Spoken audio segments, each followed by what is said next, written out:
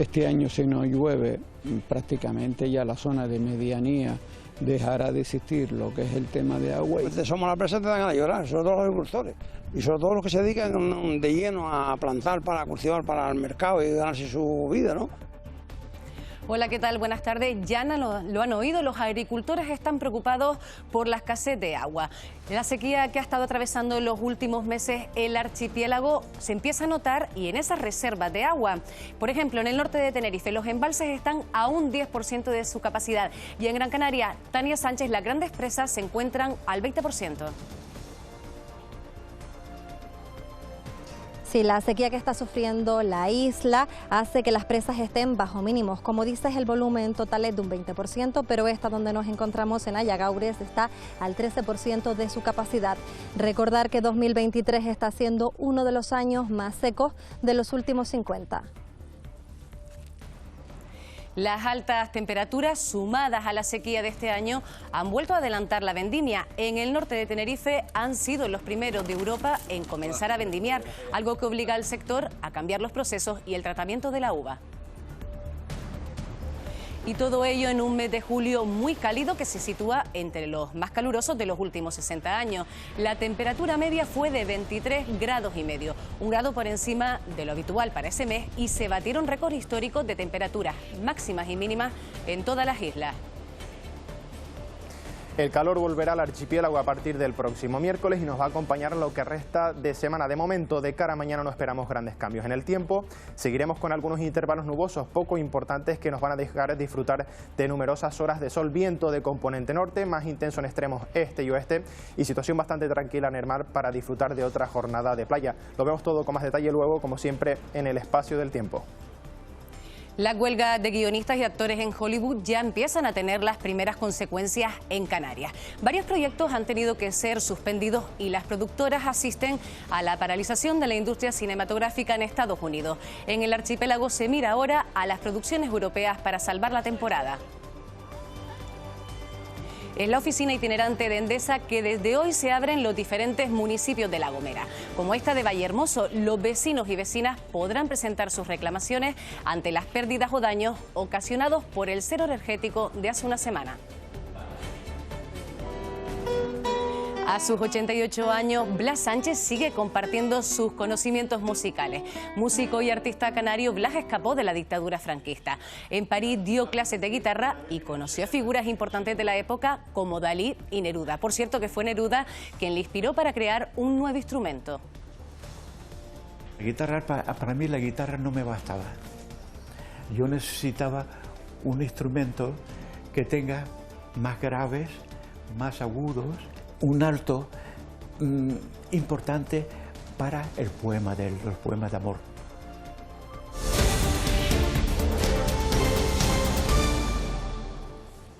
La península atraviesa la tercera ola de calor de este verano. Los termómetros superarán los 42 grados, en algunos puntos toca buscar sombra.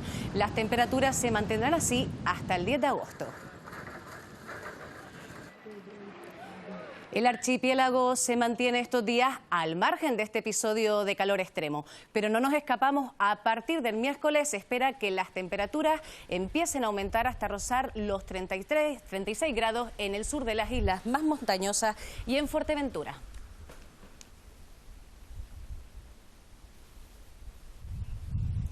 Y si de calor hablamos, tenemos que mirar al pasado mes de julio, uno de los meses más calurosos de los últimos 60 años. La temperatura media se situó en 23,5 grados, una por encima de lo habitual para esta época. Durante más de la mitad del mes de julio, la temperatura en el archipiélago se mantuvo en valores por encima de la media. El comportamiento térmico de todo el mes en su conjunto ha sido muy cálido, con una temperatura, como dice, de media para todo el archipiélago de 23,5 grados y una anomalía térmica de 1,2 grados. Las temperaturas medias fueron más altas en la provincia oriental, con 24,6 grados en Las Palmas y 22,6 grados en Santa Cruz de Tenerife. El balance de la AEMET destaca también la tropicalización de las temperaturas nocturnas. Todas estas localidades de la isla alcanzaron valores tropicales durante todas las noches del mes de julio, en especial en estaciones situadas en zonas de medianías. El día más caluroso fue el 13 de julio. Se alcanzaron temperaturas récord en todo el archipiélago, destacando los 40 44,9 grados en Tasarte, en Gran Canaria, medidos por la EMET, aunque otras estaciones meteorológicas validadas superaron los 45 grados en Maspalomas. Ese mismo 13 de julio se superaron también los récords de temperaturas mínimas, con valores por encima de los 30 grados en muchas zonas de Canarias. Se aproxima un nuevo episodio de calor que se suma a la sequía que atraviesa el archipiélago los últimos meses. Con esta situación miramos a las presas de Gran Canaria. Nos vamos en directo a la de Ayagaures. Tania Sánchez, esa en concreto se encuentra al 13% de su capacidad. Así es, Carolina, esta está al 13%, pero es que la totalidad de las presas de Gran Canaria, de las grandes presas, está al 20%. Solo se salva la presa de La Gambuesa, que está al 62%, y el motivo es ese vacío que se produjo de la gran presa de Soria por los trabajos que allí se están realizando. 2023 está siendo un año, como hemos escuchado, muy seco, uno de los más secos de las últimas 5 décadas, y es por eso que muchos agricultores de esta zona, de las medianías del oeste de Gran Canaria, sostienen que si sigue sin llover tendrán que dejar sus cultivos o dejar de tener tantas fanegadas, porque ya es insoportable cómo están regando sus cultivos. Las presas nuestras ahora actualmente están en torno al 20% de agua acumulada. Han habido solamente 2 años en los que hemos estado por debajo del 20% que estamos considerando, ¿no? Que fue en el 2020 y en el 2017. Si este año no nos llueve, la verdad es que vamos a tener un problema gordo, ¿no? Pedro Pablo es agricultor de la zona de Tunte, Fátaga y Lomo Los Azules. Tiene 16 hectáreas en las que produce principalmente tunos, papas y calabazas, pero teme por el futuro ante la falta de lluvias y los bajos niveles de las presas, especialmente de la que se suministra, la de Ayagaures. Este año, si no llueve, prácticamente ya la zona de medianía dejará de existir lo que es el tema de agua y quedará este pequeño reducto de agua que vemos aquí en la presa para subsistencia un año más. Riega gracias al agua reciclada que produce el Consejo Insular de Aguas. Aún así, cree que la desertificación del terreno y el escaso valor que se le otorga a la agricultura está mermando a la profesión. Es para darle de comer a ellos, a todos en general, a la población canaria, ¿no? Si no queremos depender de lo que viene de fuera, que apoyen lo nuestro aquí, a costa de lo que sea. Santiago Santana, también agricultor de la zona, tiene el mismo problema de suministro. Somos la presa, te dan ganas de llorar, sobre todo los agricultores, y sobre todo los que se dedican de lleno a plantar para cultivar para el mercado y ganarse su vida, ¿no? Él ya está jubilado y sigue usando sus terrenos para cultivar, pero el agua desalinizada que recibe seca sus plantas y muchos de sus vecinos han desistido. Han dejado sacar los matos. Si no llueve este año, la cosa va muy mal. Según los últimos datos, la presa de La Gambuesa está al 62% y Ayagaures al 13% de su capacidad.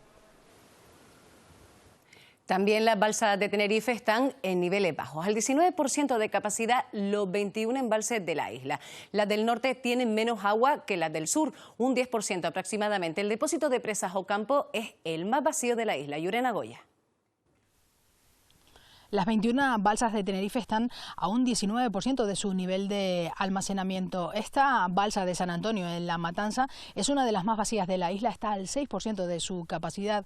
Junto a ella, el depósito de presas Ocampo en La Laguna o el embalse de Vallemolina en Tegueste son las más vacías de la isla. Se mantiene una mejor situación en la zona sur, con una capacidad por encima del 25%. Los depósitos del norte están, sin embargo, al 15%. También destaca el trasvase de agua de unas balsas a otras para garantizar el suministro en aquellas con menos recursos. Han sido meses bastante secos que, junto a las altas temperaturas, han vuelto, por ejemplo, a adelantar la vendimia en muchos puntos. Aquí en el norte, los viticultores han sido los primeros de Europa en recoger la uva. La vendimia que antes hacíamos pues a principios de septiembre, pues ahora la hacemos ya en el mes de julio. El sector lo lleva viviendo desde hace algunos años. El aumento de las temperaturas adelanta el proceso de vendimia. Si vendimiásemos en las mismas fechas que lo hacíamos hace años, pues tendríamos uvas muy maduras con muy poca acidez. Una situación que obliga al sector a adaptarse y buscar nuevas fórmulas de producción. Estamos experimentando con nuevas formas de gestionar el viñedo, nuevas formas de gestionar la masa foliar que tiene el viñedo para intentar retrasarlo, de gestionar los riegos. Este año ese adelanto ha sido aún más acusado. En el norte de Tenerife se han llegado a batir récords iniciando la vendimia en el mes de julio. Pero también hay otra singularidad importante, ¿no? Tenerife, por la orografía que tiene, somos los primeros que comenzamos y los últimos que terminamos. Por tanto, es la primera vendimia del hemisferio norte y la más larga del mundo. Este año la sequía y las altas temperaturas hacen que a nivel nacional se prevea una reducción de hasta un 12% en la producción de vino. En el archipiélago, sin embargo, el sector espera una cosecha de producción media para este 2023. Avanza la recuperación de las fincas situadas al borde de las coladas en La Palma. Mientras la maquinaria retira la lava, los técnicos agrícolas trabajan para comprobar si el suelo que quedó sigue siendo útil para cultivar. Es una de las fincas alcanzadas por la última colada del volcán. Solo el 10% se salvó y el resto está siendo recuperado por la maquinaria que retira la lava. Al mismo tiempo se han sembrado las primeras plataneras para comprobar si la tierra es apta, pero los resultados no son buenos. El volcán lo que hizo fue quemar la materia orgánica, prácticamente disgregó el suelo, es decir, no existe complejo ácido húmico que es el que un poco da vida a ese suelo, el que transmite los minerales necesarios para cualquier cultivo. Con este suelo no es posible cultivar, ¿no? Es un suelo inerte. Los especialistas han puesto en marcha una solución para volver a hacer a esta finca cultivable. Lo que se está haciendo es trayendo tierra vegetal para intentar darle de nuevo actividad a este suelo y bueno, se empezará con estiércol y con el tema de empezar a aplicarle abonos verdes para intentar recuperar este suelo. Mejor evolución llevan los cultivos que se vieron afectados por la caída de ceniza. Los que no retiraron este material han logrado salvar su producción. Incluso la capacidad de la ceniza para mantener la humedad está permitiendo ahorrar el riego a los agricultores. Aunque a priori resulte extraño, el campo sigue despertando vocación en algunos. Luis es un joven gran canario que ha hecho del cuidado de sus 2 novillas su modo de vida. Su abuelo ha tenido mucho que ver en su decisión.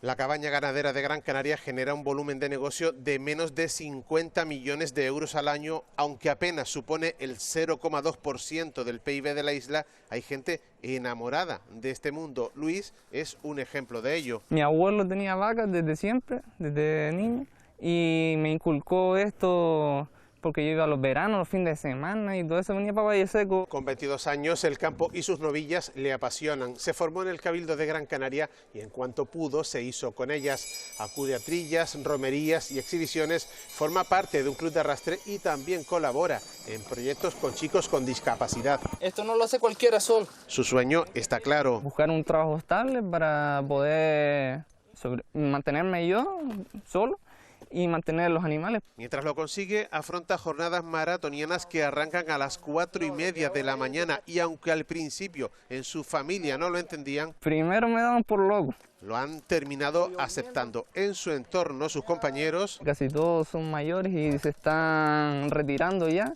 y yo soy uno de los más nuevos ahora en la isla.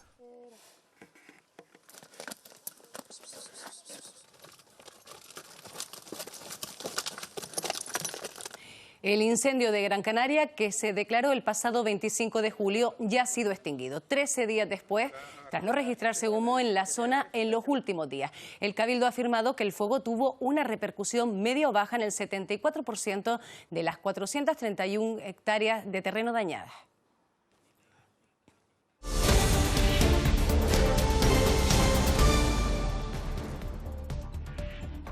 En La Gomera ya está en marcha la oficina itinerante de Endesa. Hoy ha recalado en los municipios de Valle Gran Rey y Vallehermoso. Los vecinos afectados por el apagón, Jacobo González, ya se han ido acercando a ellas. Sí, desde las 9 de la mañana se han ido acercando hasta esta oficina de Vallehermoso vecinos, vecinas, empresarios para presentar sus reclamaciones. Hasta hace unos minutos lo han hecho un total de 25 afectados. Mañana seguirá estando aquí en Vallehermoso esta oficina, al igual que en Valle Gran Rey. El miércoles visitará el municipio de Hermigua, concretamente estará ubicada en la Casa de la Cultura, pero también habrá otra unidad en Alajeró, por la mañana en Playa Santiago y por la tarde en el Ayuntamiento. El jueves estará en Agulo. Visitará distintas partes del municipio. Hay que recordar también a todos los afectados que la oficina de Endesa de San Sebastián de la Gomera permanecerá abierta desde las 8:30 de la mañana hasta las 5 de la tarde y que además el teléfono de atención gratuito seguirá estando operativo. Muy bien. Tengo abierto el expediente ahora, que resuelvan, que tenemos terreno y todo lo congelado. ¿Y todo eso se echa a perder? Sí, claro. Aunque tengo un congelador súper grande, pues los 3 días no lo aguanta. Más de 1000 actas de notoriedad y 3000 copias de escritura pública han autorizado los notarios voluntarios que han trabajado con los vecinos del Valle de Aridane afectados por el volcán de La Palma. Magali Cáceres. Después de casi 2 años, el Consejo General del Notariado da por finalizados los trabajos que se han venido realizando en las 3 notarías especiales que se montaron durante la erupción volcánica en los municipios de El Paso, Los Llanos de Aridane y Tazacorte. Tras la erupción volcánica, muchos afectados, para poder solicitar las ayudas que les correspondían, no podían acreditar la titularidad de sus propiedades arrasadas por la lava. Por eso, a partir de varias pruebas aportadas, como la documentación catastral, fotografías del inmueble de la finca, cartas de pago o la declaración de los propios vecinos, sirvieron para acreditar esa titularidad. 55 notarios voluntarios de toda España atendieron esas consultas de miles de afectados. Se autorizaron 1066 actas de notoriedad y se expidieron casi 3000 copias de escrituras públicas. Gracias a que el catastro estaba bastante bien elaborado aquí en la isla de La Palma, eso nos ayudó muchísimo. También fue muy útil las fotografías aéreas de Grafcan, y luego que es una zona donde todos se conocen, con lo cual también las declaraciones testificales eran bastante oportunas, bastante acertadas. Y en El Hierro anoche arribaba una nueva patera al puerto de La Restinga con 36 personas a bordo de origen subsahariano que salieron posiblemente desde Gambia. Eduardo Pulido. 36 migrantes, 32 hombres, 2 mujeres y 2 menores se encontraban en el cayuco que anoche por sus propios medios llegaba al puertorreño de La Restinga.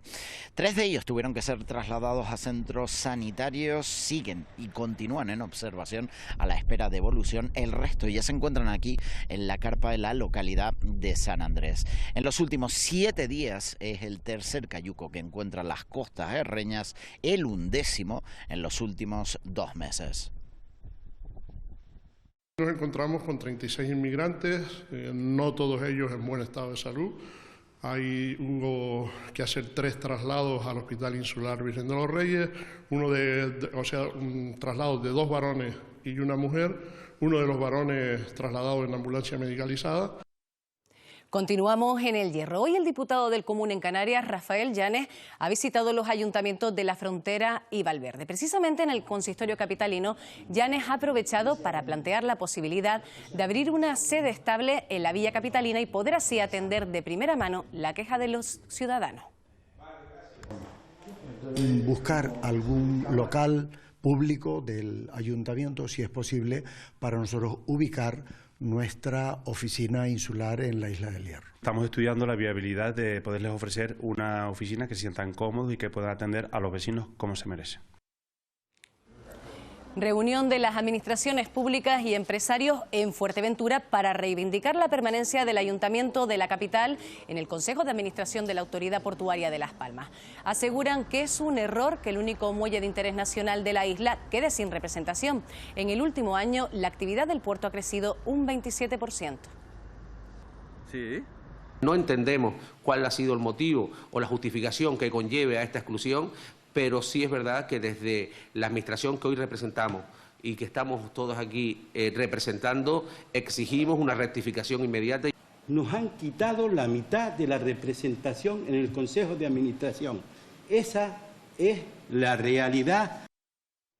Después de la última oferta de Vox al Partido Popular para apoyar la investidura de Feijóo, las miradas se han centrado ahora en el voto decisivo del PNV. Una batalla PP-PSOE que continúa a dar Sánchez en una jornada en la que estamos pendientes de una decisión de la Junta Electoral Central.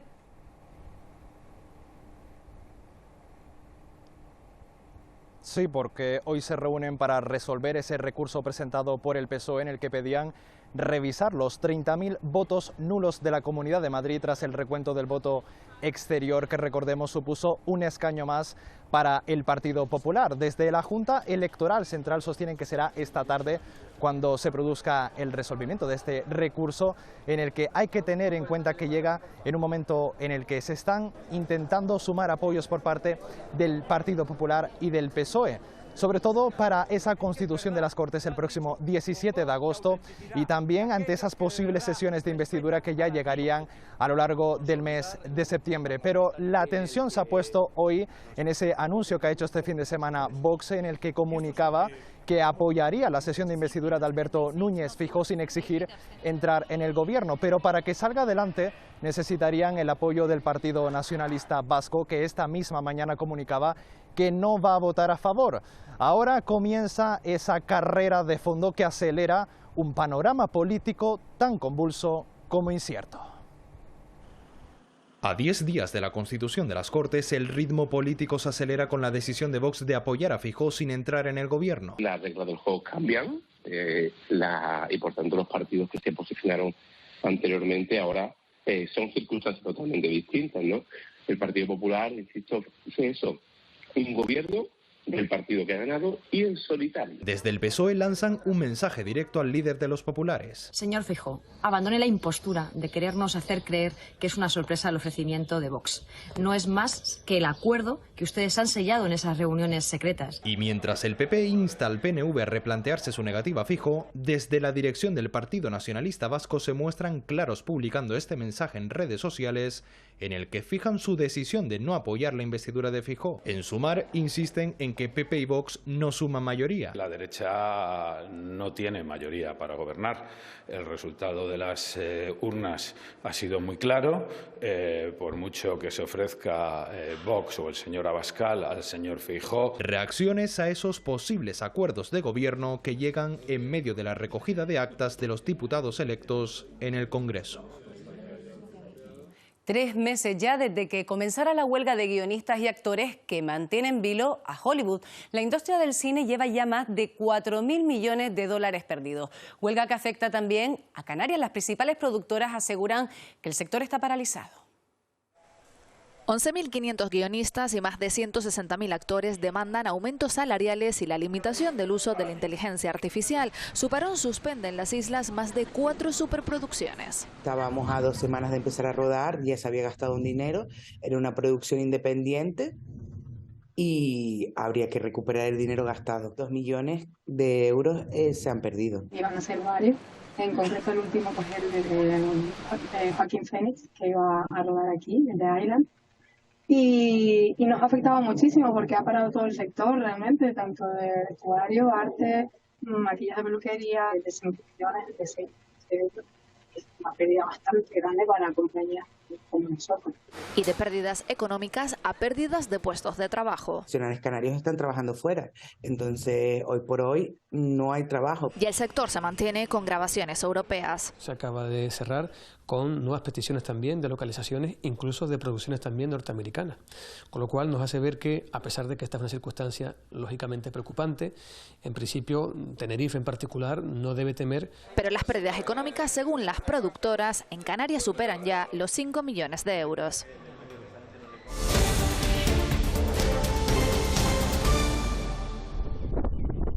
El joven español Daniel Sancho, hijo del actor Rodolfo Sancho, sospechoso del asesinato del cirujano colombiano Edwin Arrieta, ya ha abandonado la comisaría en el sur de Tailandia, donde confesó el crimen para ser puesto a disposición judicial. Escoltado por la policía, ha sido trasladado a una isla vecina, donde un juez deberá decidir si presenta cargos oficiales contra él. En Níger, la tensión crece por momentos. Tras el golpe del Estado del pasado 26 de julio, anoche se cumplió el plazo dado por la Comunidad Económica de los Estados de África Occidental a los militares para restablecer el orden constitucional bajo la amenaza de una intervención militar.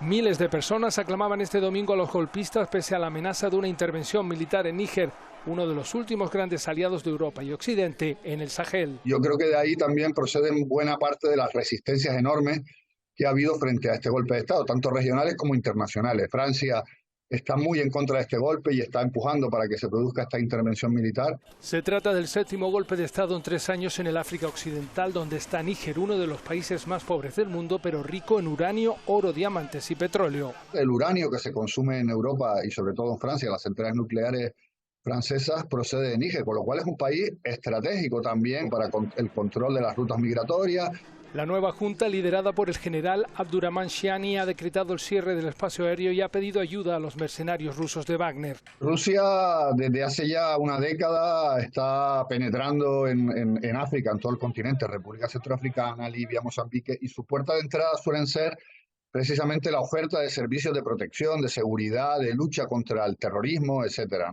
Los gobiernos de Nigeria, Benín, Costa de Marfil y Senegal han confirmado una posible intervención en territorio nigerino, mientras Mali y Burkina Faso, países cercanos a Moscú, apoyarían a Níger en caso de conflicto armado.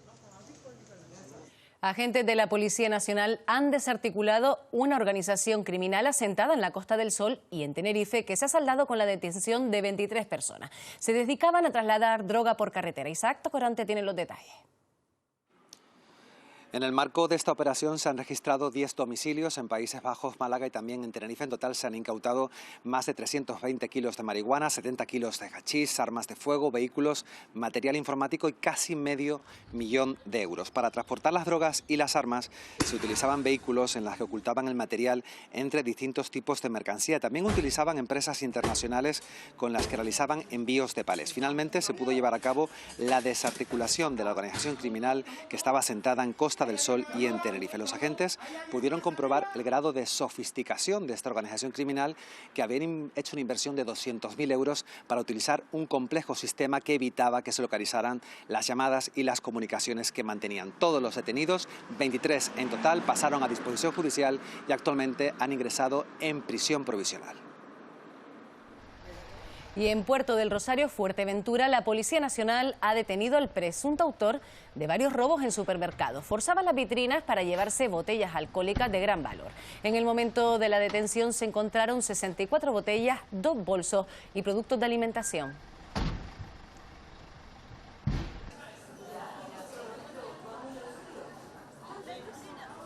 Y en Lanzarote está a la espera de pasar a disposición judicial el hombre de 30 años que supuestamente apuñaló a otro de 24, acabando con su vida el pasado sábado en Puerto del Carmen. Alberto Fabricio. Los hechos habrían tenido lugar este sábado a las 11:30 de la mañana. El juez encargado del caso ha decretado el secreto de sumario y fuentes cercanas a la investigación han informado que hasta el momento se han realizado 2 detenciones en relación con la mortal agresión. Según los informes, los hechos podrían haber tenido lugar dentro de una vivienda. Actualmente, las causas detrás de esta agresión son desconocidas y están siendo objeto de rigurosa investigación por parte de la Guardia Civil de Tías. La Benemérita ha realizado varios registros domiciliarios tras la detención con la intención de determinar la causa del apuñalamiento, sobre el que existen varias versiones. La Guardia Civil investiga por conducción temeraria al conductor de un turismo que circulaba por la carretera que discurre entre San Andrés y El Bailadero en la capital tinerfeña. Estas imágenes, que fueron difundidas por redes sociales, reflejan cómo el conductor adelantó en una curva con poca visibilidad, mientras que por el carril contrario circulaba un ciclista.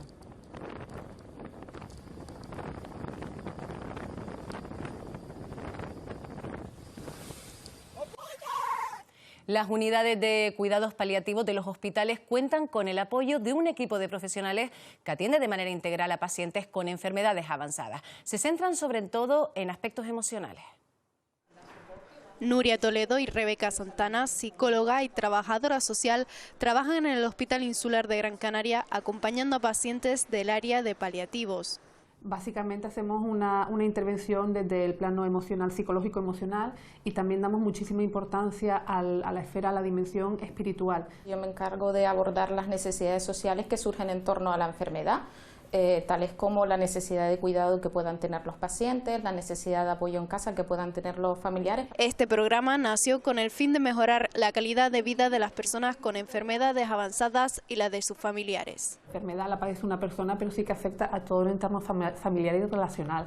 Entonces sí que hay muchas veces a lo mejor no damos apoyo psicológico porque no es necesario al paciente, pero sí es muy necesario para la familia. En Canarias anualmente se atiende a 320 pacientes y a más de 400 familias. Es un trabajo muy gratificante el poder acompañar a las personas en una situación tan vulnerable, de tanta crisis, ¿no? Y luego vas diciendo, coño, pues sí, es importante, una despedida es muy importante, el acompañar, el llegar a ese final de vida sereno y esa tranquilidad y el dar garantías de soporte. Un soporte que ofrece los 2 equipos de atención psicosocial que hay en Canarias. Lo que es Se cumple un año de la desaparición de Alena Prieto, una niña residente en Tenerife que cuando desapareció tenía 2 años. Su familia no ha parado de buscarla en todo este tiempo. Recordamos que se trata de un presunto secuestro parental. Su madre se la llevó de viaje y nunca más la entregó a su padre, con quien comparte la custodia. La última pista la sitúa en Suiza, donde incluso la madre llegó a declarar en un juzgado. Sobre ella se ha decretado una orden internacional de detención. Las llamadas atendidas por el Servicio de Atención a Mujeres Víctimas de Violencia de Género han crecido en Lanzarote un 20% en el último año. En el primer semestre de 2023, más de 600 mujeres han hecho uso de este servicio para solicitar ayuda, denunciar su situación o informarse. Lanzarote incrementa la atención integral a mujeres víctimas de violencia de género. Esos datos lo que indican es que estamos todavía lejos de erradicarla. Los datos que aporta la Unidad de Igualdad, Violencia de Género y Diversidad del Cabildo son contundentes. En el año 22 se atendió en el servicio a 518 mujeres en todo el año y ya en el primer semestre del año vamos por 604. Preocupa especialmente el aumento significativo de las agresiones sexuales en la isla. Ahora mismo estamos atendiendo a 10 mujeres que han sido víctimas de agresiones sexuales y que son menores de edad. Desde la institución insular animan a todas aquellas mujeres que así lo requieran, pues que pasen por el servicio, que pasen por las dependencias que tenemos en Arrecife y que allí se les atenderá y se les aportará lo que necesiten. En Lanzarote, en la mayoría de las llamadas se dieron intervenciones de emergencia donde la víctima se encontraba en una situación de peligro inminente para la vida.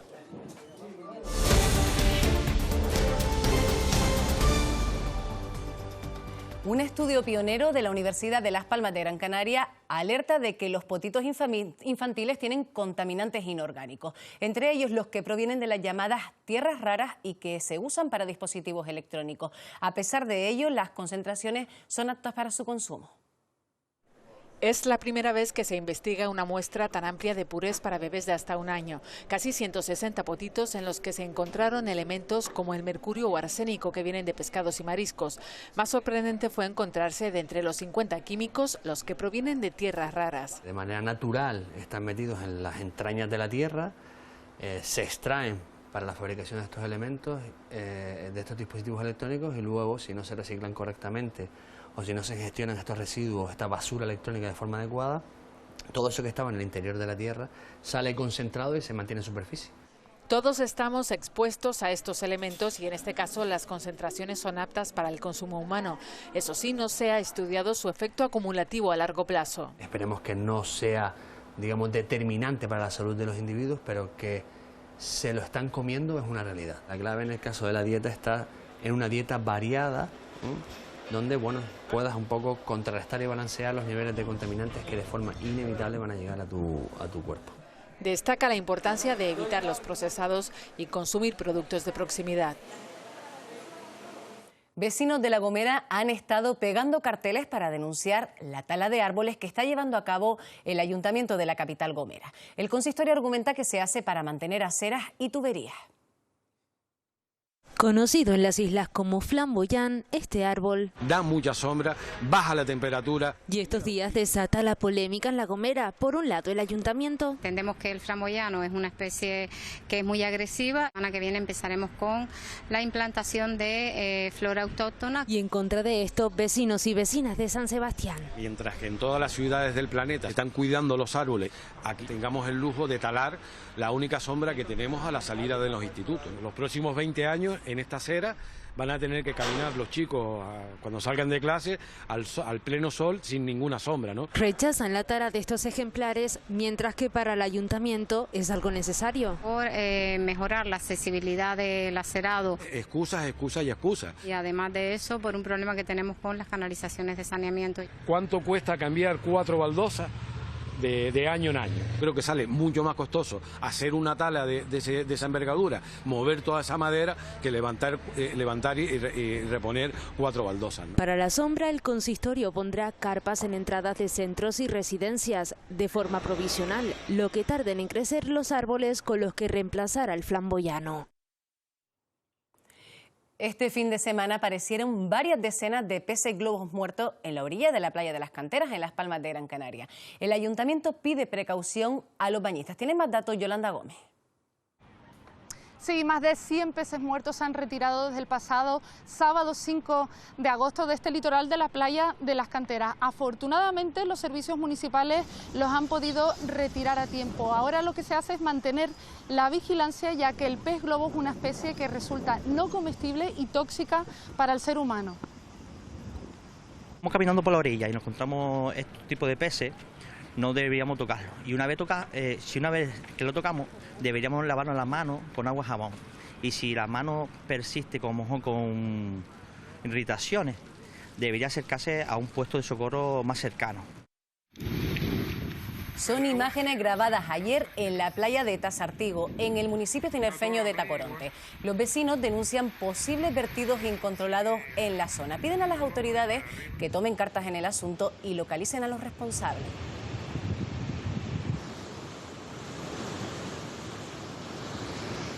Los insectos son el grupo de animales más abundante y diverso del planeta, con más de 1 millón de especies descritas.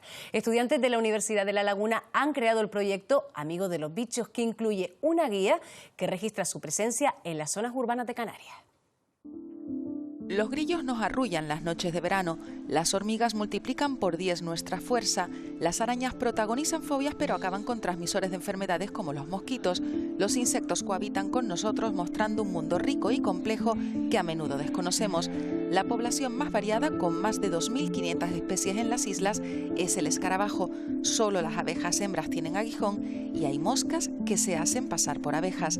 Lo cuentan estos 2 alumnos de la Facultad de Biología en la guía que han realizado y que pretenden seguir ampliando para describir a los insectos con los que convivimos. Pues acercar a la población al maravilloso mundo de los bichos, ¿no? De los artrópodos. Por cada especie de mamífero hay cerca de 200 insectos que aportan casi la mitad de la biodiversidad canaria, y a pesar de que algunos no son más simpáticos que otros, todos tienen su función. Que la gente deje de tener tanto miedo a seres que son tan importantes. El proyecto Amigos de los Bichos ha sido presentado dentro del programa Ingenia y sus autores esperan seguir con la divulgación en stands y talleres en centros escolares.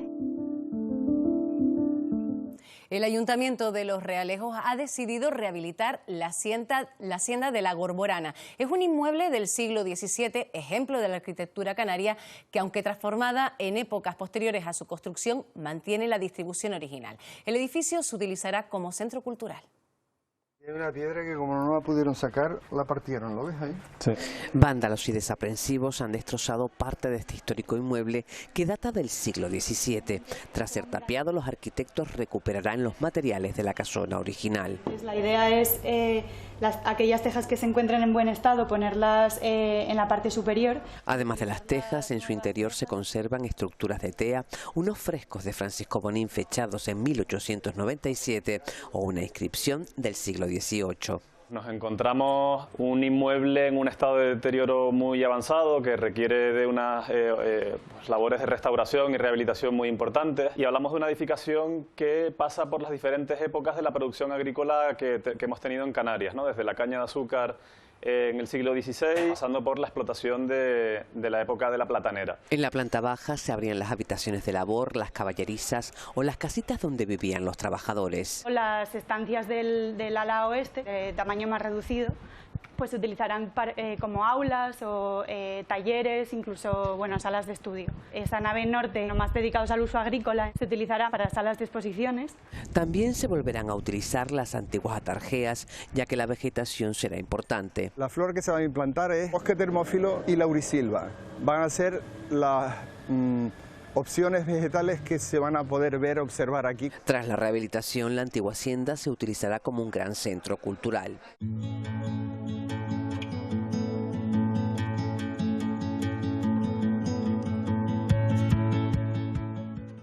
Les contamos ahora la apasionante historia de un músico y artista canario que huyó a París escapando de la dictadura franquista. Allí conoció a importantes figuras de la época como Neruda o Dalí. Llegó a ser profesor de guitarra, además de barítono. Hablamos de Blas Sánchez, que a sus 88 años sigue compartiendo sus conocimientos. La pasión de Blas Sánchez por la música comenzó desde muy temprano. Y a los 6 años robé yo esta guitarra. Tras formarse en las islas en diferentes disciplinas, en el 57 consigue una beca para perfeccionar sus estudios en Madrid, donde reside durante 2 años hasta que... Franco quería matarme. ¿Por qué? Porque yo era un amigo de Antonio Cubillo. Pero pudo escapar gracias a su casera Antoñita. Me dijo que me tienes que ir, aquí no duermes más. Vete al metro, donde quieras. Y me fui. Y me dieron un billete válido para ir a París, nevando. Dormía bajo un puente de Notre Dame, tocando en el metro, tocando en una pizzería. 40 años en la capital de Francia le dieron para mucho. Cantó en una sinagoga judía, fue profesor de guitarra y conoció a grandes figuras de la época como Pablo Neruda, que le inspiró para inventar un nuevo instrumento. La guitarra, para mí la guitarra no me bastaba. Yo necesitaba un instrumento que tenga más graves, más agudos, un alto importante para el poema de él. Fue convirtiéndose en tal referente que los músicos canarios buscaban sus enseñanzas. Toñín Corujo, Javier Serpa, mis mejores alumnos del conservatorio. Entre ellos, Domingo el Colorado. Infinidad de aprendizajes que ahora comparte con las nuevas generaciones melómanas y trabaja para impulsar de nuevo su fundación como fuente de la cultura en su ingenio natal. Y en los deportes esta semana por fin empiezan las ligas de fútbol de primera y segunda división. Natalia Cuellar, y ya se empieza a notar en el ambiente. De hecho, Carolina, hoy hemos visto grandes colas. Ha sido en las taquillas del Estadio de Gran Canaria para recoger los abonos de la temporada. Escucharemos a la afición de la Unión Deportiva ilusionada por el debut del sábado ante el Mallorca. Habrá que esperar hasta el próximo lunes 14 para el estreno del Tenerife frente al Oviedo. Entre tanto, el director deportivo Mauro Pérez ha hecho balance de la pretemporada, a una falta de los últimos retoques en el equipo, y repasaremos varios deportes más, por ejemplo, en béisbol. Los Tenerife Marlins Puerto de la Cruz quedaron subcampeones en la Copa del Rey, cierran una campaña brillante en la que ganaron la Liga y una competición europea. Enseguida, Carolina, todos los detalles. Como siempre, muy atentos a los deportes. Muchísimas gracias, Natalia. El Nudo Vertical es la exposición retrospectiva dedicada al artista Jorge Eduardo Yelson, que se muestra en el TEA Tenerife Espacio de las Artes. La muestra, coproducida junto al Museo Es Baluar de La Palma de Mallorca, explora la relación entre el creador peruano que mantuvo con la literatura y con la plástica.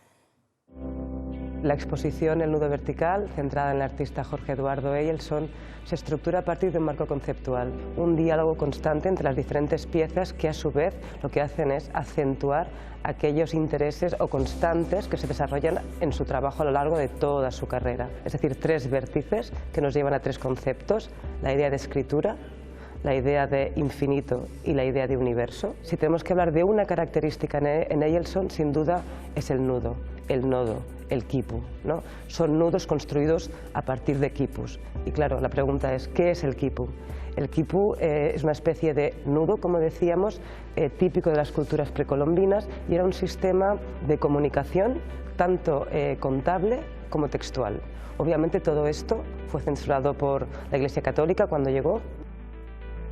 En una segunda época trasciende el propio territorio a su propia tensión como individuo, al conflicto que él tiene por la imposibilidad de mostrar su condición sexual. Son cuerpos en exilio a los que nos remite a través de camisas rotas, pantalones en tensión, apelando a una masculinidad que está tensionada. Es a partir de otros estados de conciencia cómo podemos llegar a la capacidad de entender el mundo desde otro lugar, en el que el ser humano se puede encontrar en paz consigo mismo.